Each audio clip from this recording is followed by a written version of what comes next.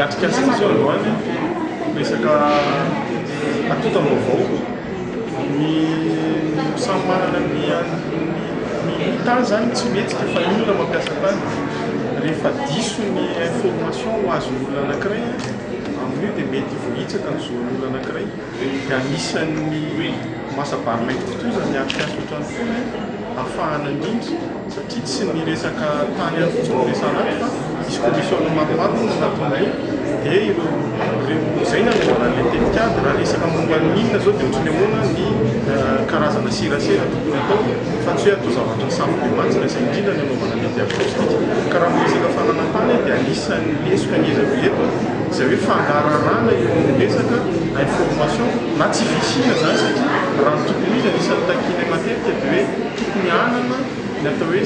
schéma d'aménagement communal izay amoaka ny plan d'occupation du sol sy ny PLOF na plan local d'occupation foncière zany ilay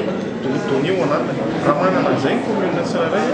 information zay mahakasika ny resaka androany dia mora ny fomba entina mifanerasera ao anatin'ny fampandrosoana